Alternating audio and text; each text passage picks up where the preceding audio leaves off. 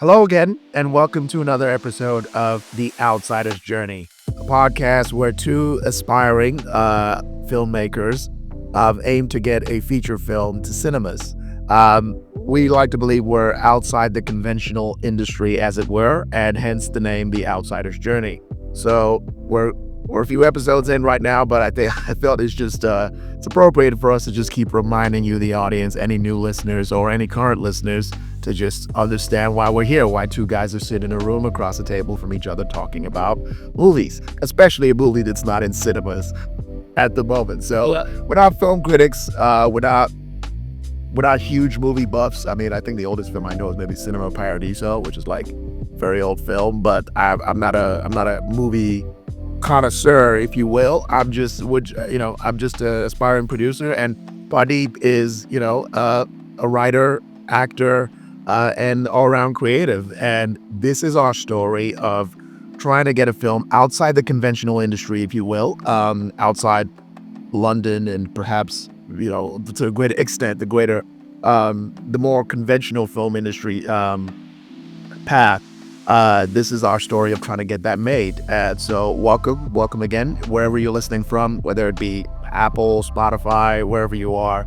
Thank you for giving us a shot and listening to our story as we go through it. So Yeah, thank you guys. yeah, So, let's take it away. let's do it.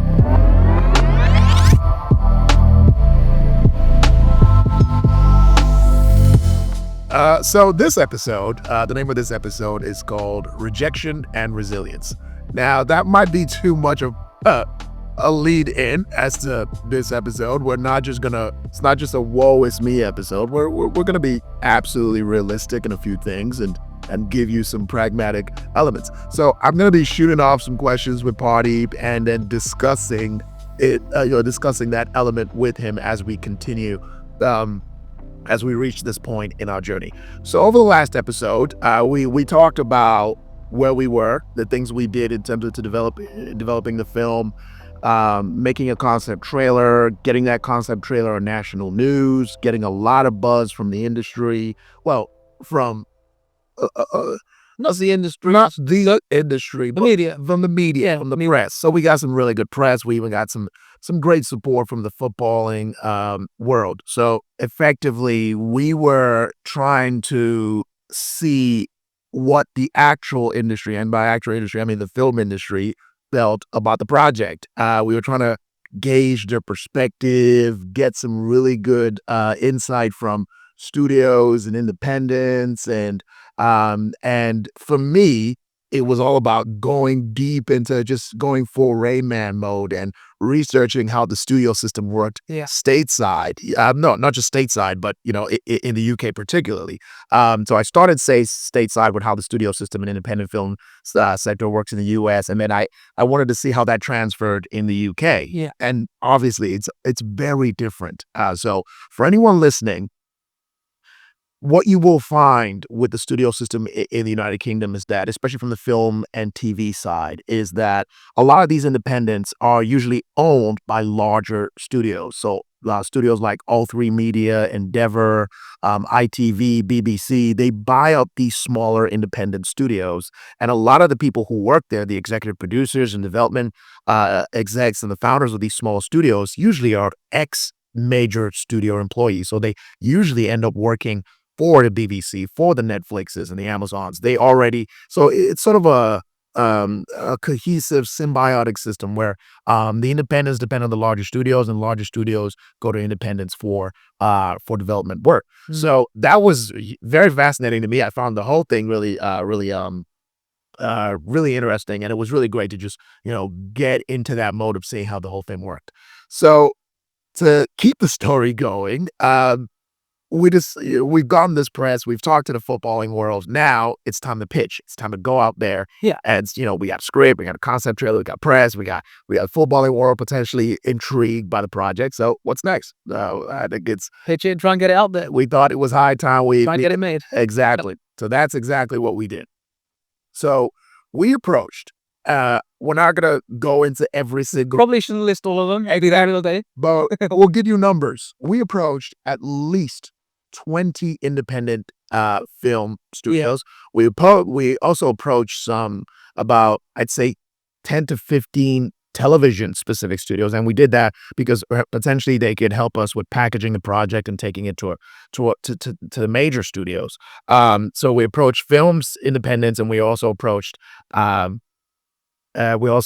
the major studio, and I think we've covered this already in the previous episode. We did, yeah. And as you know, it wasn't well. The feedback wasn't great. So what we want to talk about this episode in this episode specifically is what that I guess plateau in our trajectory meant to us, what it meant for our overall journey as a whole, and what we believe could be the next steps in our process. So that's where what we're going to talk about today. I hope I give you a bit of overview about it. I'm not great at summarizing, but I think that was pretty much it. Pretty much covered it. Yeah, that was the general. What's gonna happen? So let's talk about. So, Party, you can take us back to the moment we heard that major studios like Sky Studios, we're still grateful for the amount of support Sky, as a media powerhouse gave to the project in the form of their sports and news media. They were very supportive of the project, and we're very appreciative of that. Yeah. But let's talk about how that ultimate pass on the project from major studios and independents. What was your immediate reaction when those rejections overall started coming in? This is from a personal perspective now. From a personal perspective, as you probably shared the same feeling, it can be a little disheartening. You've worked very hard on something which you truly believe in. You feel like you've ticked all the boxes, and then you get rejected, or you get some sort of feedback where it's like, okay, you need to go away and do this. For me, what was the worst thing was when we got that feedback from certain studios. We were like, okay, cool, let's take this away, let's see what we can do. We went away, we took the feedback on board, we did everything that was asked, we went back, and it still wasn't enough. That for me was what hurt the most, because it just seemed like no matter what we do, it's never really going to be enough for certain studios. Yeah. Did we talk about the however syndrome we ended up having in the previous episode? I don't know. But I think we touched on it, but yeah. So we noticed the pattern. We noticed the pattern with a lot of the feedback we were getting. Yeah. The first paragraph in the feedback emails or texts was usually filled with compliments. Really nice. Really nice. Dear Joshua, dear Singh number 17, this project is so timely. It's so right. You're doing the right thing. However, and the minute you hear that, and I think it was Ned Stark that said it in the Game of Thrones, that said, anything anyone says before the word however is bullcrap.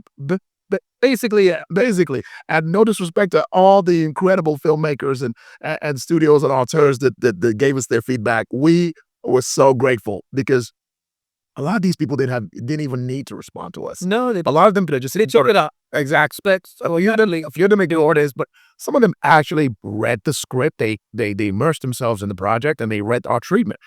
And we are exceedingly grateful for that. But the minute we saw the word however, unfortunately, but it was usually however. That was the main line. It was usually very courteous. It's not going the very good here, very cultured with it. Yeah. However, the minute you saw that word in the email, the rejection email, we didn't know it was a rejection email when we read it, but I literally just always scanned the email. The minute I saw the word however, yeah, it's a pass, it's a no. It got to the point where you just look for that word. Exactly. And we called it however.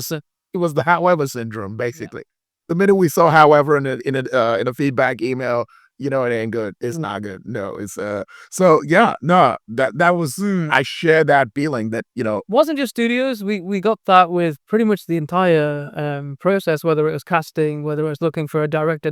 That took 2 years. So that pretty much. Yeah, we spent about 28 months trying to cast this film. And our director search, oh my God, that was a doozy. I mean, it was about 2 years or close to 2 years. And that similar thing with the studio situation. I mean, that's still ongoing. That's still ongoing. So we'll get to that in terms of where we are currently with that. But our director search, don't even get me started, because I spent about 6 months chasing this director who had done this really cool Channel 4 Random Acts piece, which is basically the short film series that Channel 4 used to do. I don't know if they do it anymore. And I just loved his work. And the fact that he had done some football-centric work, I think he had done some football ads for Nike. Obviously, we won't be mentioning any names, but I loved his work. He just had this beautiful stylistic work. I got in touch with him and spent months going back and forth with him via email and texts and phone calls. And he was always on the fence thinking, oh, can I do this justice? Can I do this right? And that after 6 months, he eventually said yes. He was like, you know what? After a lot of thought, I think I'm willing to direct this film and come on board and be your director for Sing number 7. 24 hours later, he changed his mind. He texted me back and said, on second thought, I'm sorry, this isn't for me. Let me think about it a lot more. And then we spent the next few months going back and forth and back and forth. He eventually just basically ghosted me, the good old fashioned ghosting. I think I called him with like a withheld number and said, you gotta put me out of my misery here. And he finally did and said, no, I don't think this project is for me. So Party was absolutely right. It wasn't just the studios. No, I think no. producers, directors. It was, and it was tough. Like Party said, Why we're 7 years in? it's why we're 7 years in. So we could get to a little bit of the advice portion when it comes to, if you are trying to develop a feature film and you're not in the studio system, you have to understand that it will be a slog. But if you have that resilience and belief in your story, and the great thing about it is that Party Bus continued to reiterate that it's not about, it's not about just rolling with the punches. It's not about just feeling like you're like you're downcast about the whole thing. It's about understanding that you are in a process. No matter how you get your film made, go out there and keep pushing. Yeah. And I think because there's a number of ways to do it. It doesn't need to be this way. It doesn't need to be, let's go the BFI road, which we did, which had to be failed twice. There's a number of ways to do it. You got to decide how you think you should go about it, the best route for the particular project you're on. Yeah. But then sometimes you'll find you'll be going down that road, and then you say, actually, we need to try this way. Yeah. So you always need to be open to changing things around. You got to be flexible. You got to be able to evolve as your project evolves. And if you feel so strongly about it, a lot of filmmakers will just move on to the next thing, move on to the next script.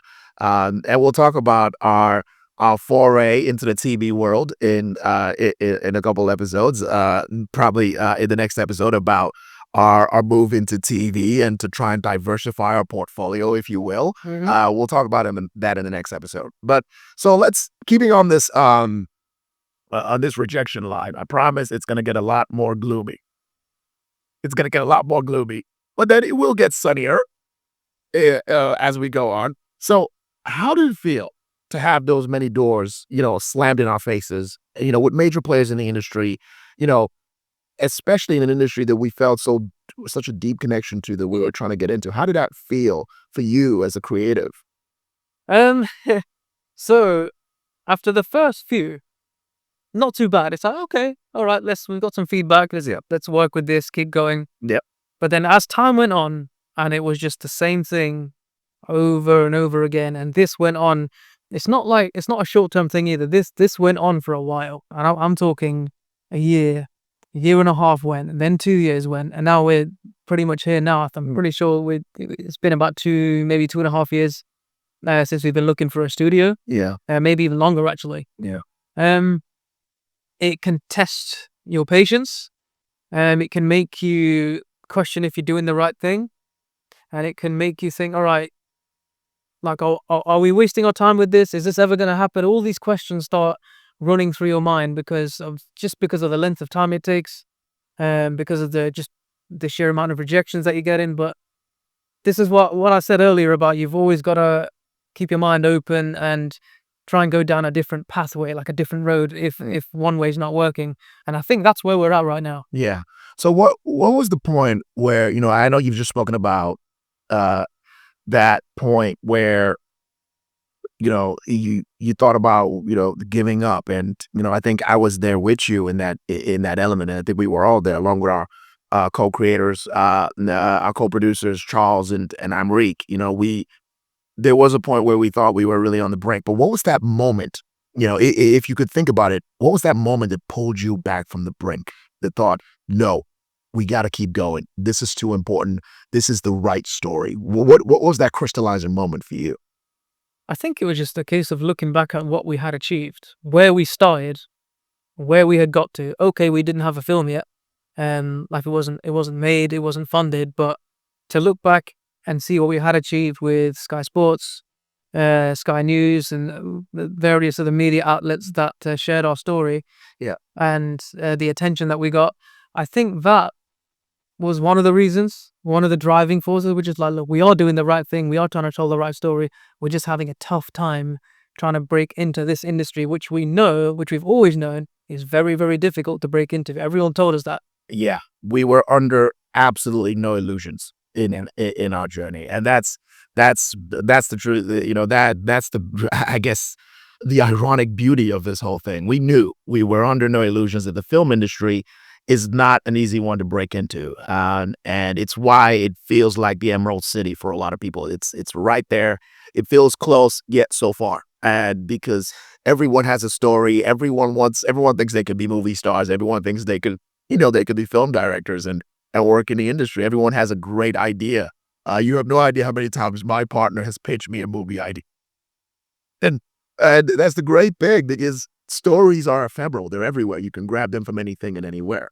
Um, so let's talk about turning no into feel, because there were a lot of no's in our journey here. But Yeah. where was that moment for you where you felt like, you know what? I'm gonna let this just roll off me, and I'm gonna use it as motivation to keep going. Well, one of those moments, I think we mentioned this in a previous episode, was a particular producer who basically very kindly told us to stay in our lane. Go back to the Midlands, stay in your lane, and make a local film. Yes. And it was that sort of feedback that made me think, you know what? We need to do this. We really need to just do this. We need to make it happen. Against all odds, imagine we made it happen. Imagine we did this. Yeah. It'd be crazy. It'd be absolutely insane. And we can't stop imagining. Like, imagine if we actually made a movie, like two dudes from Leicester. Like, I know I'm mentioning it. I know I've mentioned this before, but it's ridiculous how like tough the odds are. Yeah. So And we're not exactly born into film family. no, We don't know anyone. we're not Nepo babies. No, No. exactly. No, I don't know nobody in the film industry, and any contact that I've had in the film industry, I've had to go out there and We have had to earn that. earn that contact and earn those connections. So, what lessons do you think we've learned from those setbacks? Like, what is that whole process of pitching and developing, and what has it taught us about the film industry as a whole? So the film industry as a whole, I would say, like I said earlier, it's an extremely difficult thing Mm. to break into. If you have contacts, good. That's definitely going to work in your favor. If you don't, like we didn't, like you said, every contact that we've got, we had to earn them. We had to go out there and make those contacts, like from scratch. Yeah. It's one of those things where, like a lot of things in life, you really have to persevere. You really have to work hard at it. You can't simply just give up at the first hurdle. There's going to be a lot of hurdles, more than you would imagine, as we've experienced. Yeah. And if you really are passionate about something and you care about it, like we are with this film, it's taught us that you kind of have to find your own way. Yeah. No one's gonna reach out and do it for you. Yeah. No one's gonna do that. I know sometimes you hear these stories where someone goes to some audition, a director just happens to spot him, and then the next thing you know is a big movie star. Yeah. It doesn't really happen like that. No. Those stories, okay, maybe there's one in very few cases where it happens like that, but realistically that's not how it goes. You really have to put in the work yourself and make it happen yourself. Yeah. No, I couldn't agree more. Couldn't agree more. Because for me, when the studio said no, it felt like they were just, rejecting our film. I'll be honest here. It felt like they were rejecting us and our dreams. It felt like they were rejecting I felt that. not just something that we we had not emotionally put into being and brought into fruition, but it felt like they were rejecting the message that we were trying to convey. And I know everyone has a dream out there that they ultimately fundamentally believe that they could do and or should have done. Everyone has that woulda, coulda, shoulda kind of story. Yeah. But for us, this was two people with lives, and I mean lives, and responsibilities and families, and saying that we want to put our dream out into the universe, despite everything that we've got going on.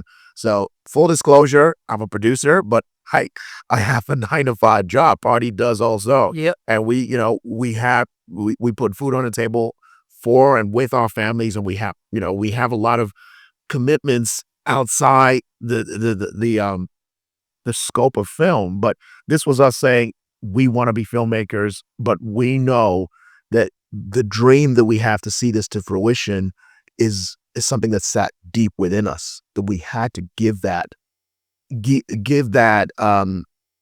no, it wasn't just an ambition. And I've always felt, and I know I've said this before, Mm. it's always felt like a calling Yeah. to me, Yeah. to tell stories, and to tell stories that no one um, has told Mm. so far. And it's not because of lack of trying. I know there are a lot of people out there trying to tell these amazing stories, Yeah. and we feel like we're in that journey as well. So, I sat there reading those rejection emails, questioning, if it was all for nothing. Rejection for me, it got to a point where I had to realize that rejection for me isn't just a full stop. It's a comma, in our story. It's the pause before the next chapter. Yeah. And that's how we saw it, because every time we had a roadblock, we saw it not as a wall ahead of us. We saw it as a speed bump to just keep going. Like, it was a rough road, but we felt that, we had to continue that movement and um, and that trajectory, and just keep it moving.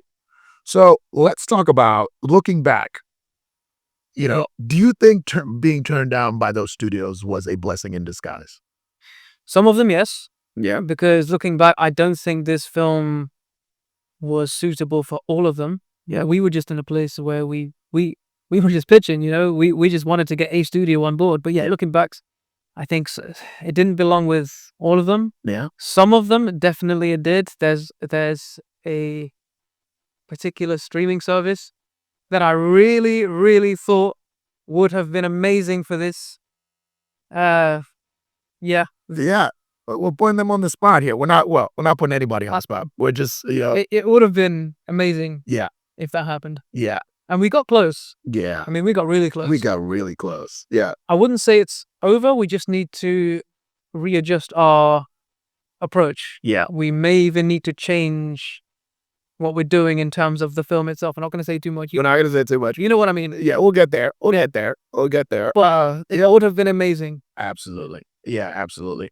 So let's talk about rallying after rejection.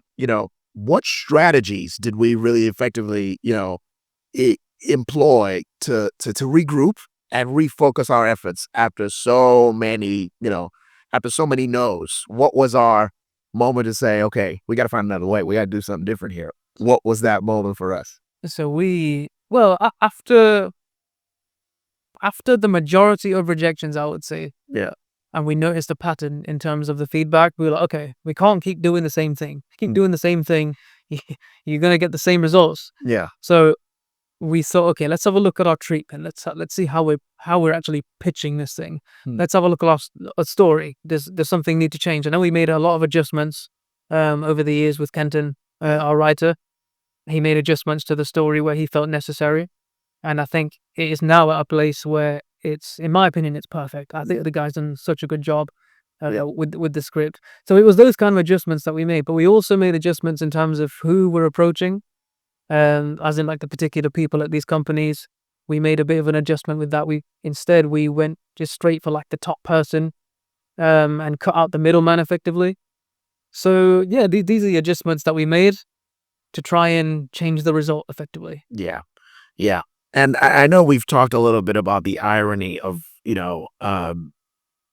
of an industry where of an industry so centered around and so dependent on creativity being a bit resistant to new voices. We've talked about that a little bit, because we think that's ironic. But we also understand that the movie industry or the film industry, if you're uh, however you define it, is a business. Ultimately, it is a business decision. And when you're in business, you prefer to work with people you know. You prefer to work with people who have perhaps shown you their pedigree in the past and Proving that they can make prove the it. money. They can, give you a return on your in business investment. Mm. So a lot of the purists out there, they might feel like, wow, this is a creative industry, and there's a lot of resistance to change and resistance to new blood, and all the avenues out there to discover new blood keep getting shut down,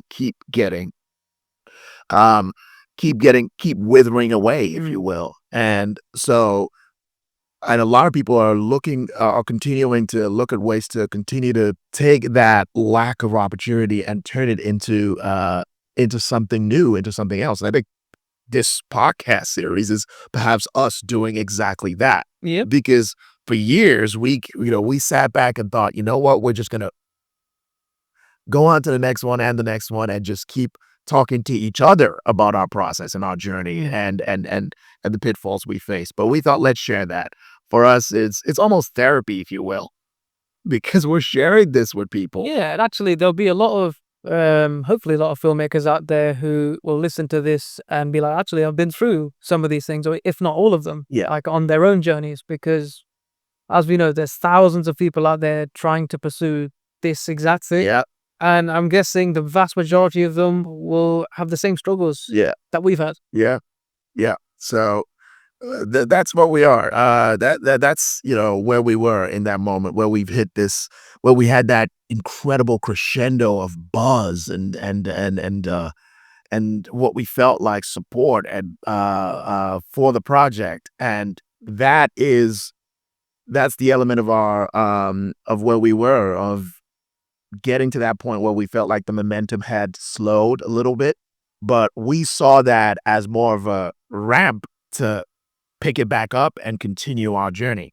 So ultimately, what would you say to fellow dreamers like us? Because we are dreamers. We are really. We've got our head in the clouds, and this is our journey of us getting to those clouds and hitting a bit of turbulence and wanting to get out of the storm, if you will. This is me using metaphors now. What would you say to other creatives facing similar rejections? How do you keep how do they keep their dreams alive? Well, it's obviously it's good to dream. It's good to have a passion and to pursue it. But you do have to have a realistic approach, and I think that's what we're trying to get across with what we're doing right here. Yeah. We're basically explaining what it is like in the industry, because I know one thing the industry does. No, people who are actually in the industry and they're successful, they tend to they'll sell the dream, but then they won't exactly tell you like the process, the full process. They'll just say, "Oh yeah, keep believing, keep working hard, you can make it happen." But actually, I think people should know what they're actually up against when they're pursuing something like this. They should know what they're likely to face, what the rejection looks like, what it feels like, the challenges that you're going to have, and one of the This is not us. no, This is not us I saying. think a lot of people. For me, I believe this is not us saying, "Oh, you should know what you're getting into, so you stay away from it." This is us saying, "Be prepared to be a fighter. Just be prepared to prepared. fight." Basically, is what I'm saying is just be prepared, because it's not easy. Like most people would tell you that have attempted this, it is not easy. No. It will test your patience and your self-belief, because that's what happens when where you go this amount of time and you still feel like you're not quite there yet. Yeah. 7 years that we've been. But for me, the time is one of those things that I would say you've got to factor in. It's not a case of you're going to have an idea, you're going to write the script, and then within a year's time, you've got to film. Yeah. We're 7 years in, and that's very common. You look at Stallone's story with Rocky, it took him 10 years to get that made. It's a very common thing for it to take years and years to get that first film out there, and that's exactly what's happening to us. Yeah, if you can't tell by now, Party is a massive Rocky fan. So, yeah. So you might hear the Stallone metaphor a couple of times. That's okay. It's a good movie. It's a great movie. So, that's the Stallone analogy. But his story is incredibly fascinating because it it took him that amount of time to get his film made, and he believed so much in that story. And they didn't want him to be the lead role. They tried to buy it off him, Yeah, and they wanted to cast someone else. And he exactly. believed in himself so much. He goes, "Nope, I'm not going to do it." I think he got an offer for like 300 grand or something Yeah, at one point, and he was broke at yeah, this point. But he believed in it so much. He's like, "Nope, that's not going to happen. I'm playing the lead role." And it took him 10 years, but he did it. yeah. He made it happen. So we're nearing Rocky, guys. We're close. Yes, 3 more years. 3 more years, and we're at Rocky. How amazing is that? Maybe we'll go to Philadelphia and ride up those stairs and do the montage right there. I'm not good. I'm a terrible runner. I have very bad metabolism for running. But maybe if we get there, I'll get up those stairs and do the Rocky montage. So yeah, the setbacks. It sort of made us, reflect deeply on, why we started this journey in the first place.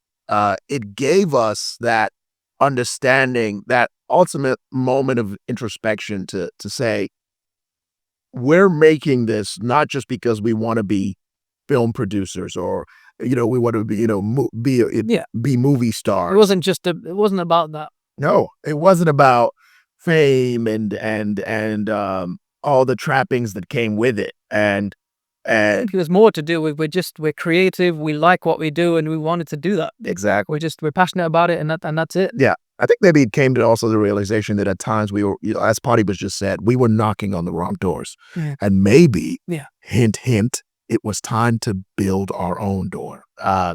And we'll get to that part in subsequent episodes, But doors were shut in front of us, but it did not extinguish the fire No. within us. And that was always just fascinating. And we thought we'd cover that element of our story and our journey. And that should just about wrap it up for this episode. Yeah. The next episode, we'll talk about, if you will, limbo. What happened in this purgatory that we felt that we were in with the industry, and what we were doing to change that and to try and continue to move this project along. So that's where that will be the next episode, and we'll talk about it a bit further. So as always, thank you so much for listening, wherever you're listening from. If you're listening at all, if you're not, if you're just passing through, thank you for giving us a moment of your time. This has been The Outsider's Journey, and we'll see you on the next one. We'll see you next time. Thank you.